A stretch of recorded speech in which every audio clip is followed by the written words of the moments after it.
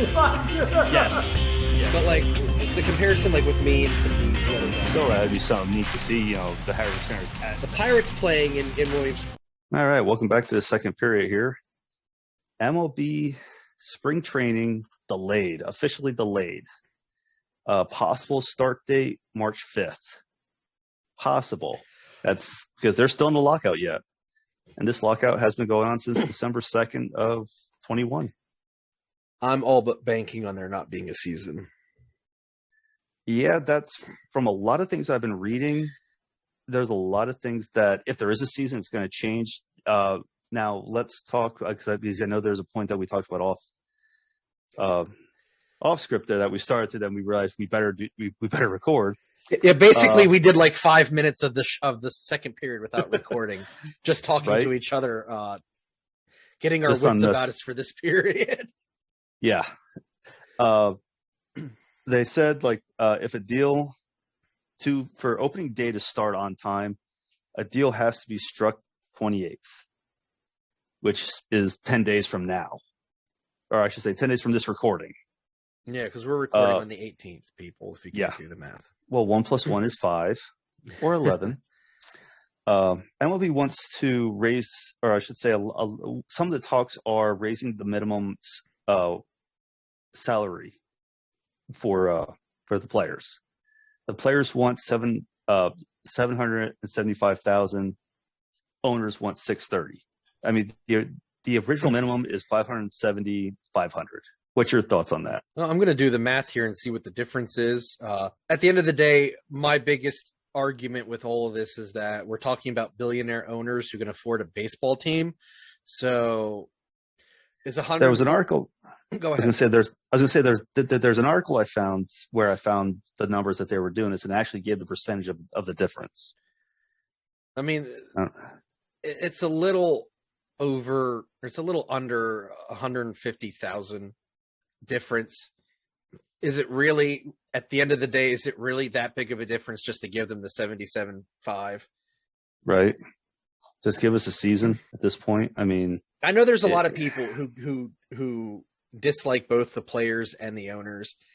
I'm always of the thought that it's the players who make the owners money. We pay to watch the owners make money off of us paying to watch the players play. We're not going to watch the owners. We're going to watch the players, and the players are the ones that make the money. Yeah. And we want to watch the players because, well, they're entertainers, basically. They're entertaining us to play, You're never going to see me side with a billionaire owner. That's all I'm saying. Give them give the players what they want on that point, just because what they're doing. Basically it's the fan base that pays the salaries for everybody, and to me, like you just said, they're billionaires. They can afford it at this point. I mean, they have how many TV contracts, how many sponsors that, everywhere else that they don't even need the merchandise money. Like all the money they would get from the merchandise, let's just say at the they don't, Using John Middleton, the owner, the owner of the Phillies, as an example, he's not going to go broke paying some players on the bottom end of the Major League Baseball for the Phils an extra $150,000. No, I don't think that either. So give them the 775. No owner's going to be broke paying a couple players, not a couple, but a few players on the lower end that money. I mean, there's two other bullet points you have, so we probably should move on to them before we really get going on tangents here, because isn't that the whole fun of it? Well, now what do you think of them upping the amount of teams to make the playoffs from 10 to 14? This is my issue with a lot of playoffs where there's a lot of teams involved. You're basically rewarding mediocrity. I look, if 14 teams go in, the Phils are making the playoffs finally. But is that how I want to see the Phils make the playoffs, though? No. Yeah, I was actually thinking the same thing when I was looking this up, and I was reading everything that they were looking to change. And I saw that. I was like, Phillies can make the playoffs finally. But like you just said, that's not how you want it done. You don't want to reward the playoffs to a team that has a losing record or could have a losing record. Well, the way the NL East was, yeah. So, I mean, it's just like saying, you have an 0 and something, let's just use football, for example. You go 0 and 17. Hey, you're going to make the playoffs just because we feel sorry for you. Right. I mean, stick with the 10 because that's kind of what it's about. You want to be the best to make the playoffs. That's the whole point. I mean, look, when it comes to baseball, I'm a bit of a traditionalist. I think it should just be the winners of the divisions. I also think they should just go back to East and West for both the American League and the National League. Have an AL East, an NL East, an AL West, and an NL West champions, and the West and East play each other, and those are the two teams that go to the World Series. It just makes life a lot easier. I mean, the rumor is eventually they're going to move to 4 divisions within each league. So there'll be like an NL East, an NL West, an NL Central, and then an NL North or an NL South. So who knows? Yeah. I'm just leave it. Just leave it alone. I mean, for the most part, I sided with the players on a lot of things. This is just one of those where I'm like, I don't think we need to dilute the playoffs. Even if it means that my team doesn't get in, I'd rather them get in with a winning record than getting in because they're one of the least bad teams. Yeah, right. That's just not. I mean, the playoff format has been around for the current format has been around for who knows how long. 93 when the expansion teams came in, the Marlins and the Rockies, and the Brewers moved from the AL to the NL because that's when they moved from 2 divisions to 3 divisions in each league. Okay, and it's been working all this time, almost 30 years. So it's been working all this time. So of course, they're going to change something because it's working. And then you have the owners wanting a universal designated hitter. I know a lot of people are a fan of it, and I don't outright hate it, but it takes away the strategy aspect of interleague play and the World Series.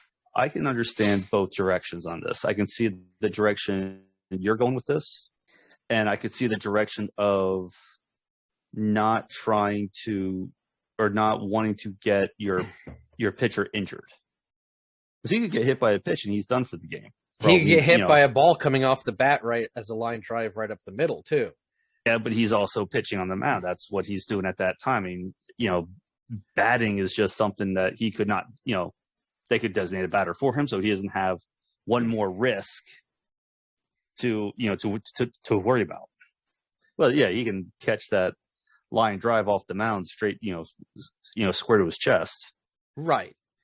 To me, I'm a traditionalist when it comes to baseball. I say keep the league separate. That's what makes the game unique. A National League team has a pitcher bat. The American League has a designated hitter. And they didn't always have a designated hitter. Let's not act like it's always been that way. It hasn't always been that way. This has been since the 60s. I mean, I've come to terms that it's going to happen. I just don't want it to happen. And that's just how I am. For the record, I need to state right now that Manfred is so bad he makes Gary Bettman look competent. So that tells you where baseball's headed, because this guy's probably not going anywhere anytime soon, and he needs to be gotten rid of.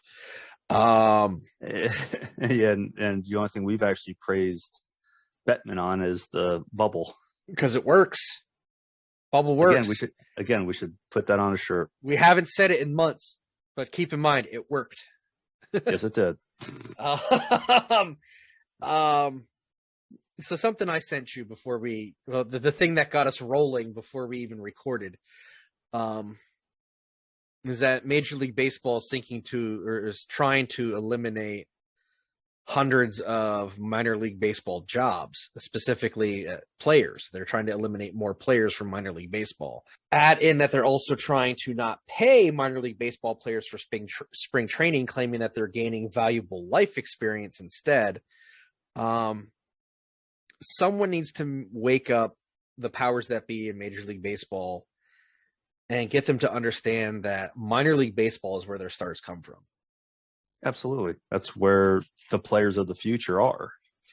Investing in minor league baseball is investing in Major League Baseball. Oh, yeah. I mean, look at how many players now play in MLB that came from the leagues below. I mean, and they don't have to be people like a Harper or Fernando Tatis or, Mike Trout.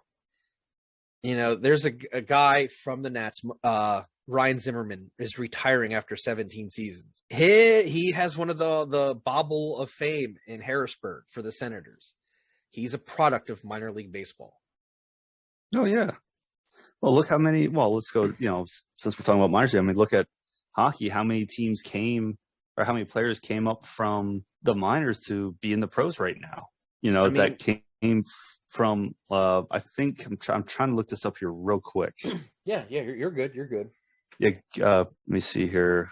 Who is if this is what I'm thinking of, then I was on the right track.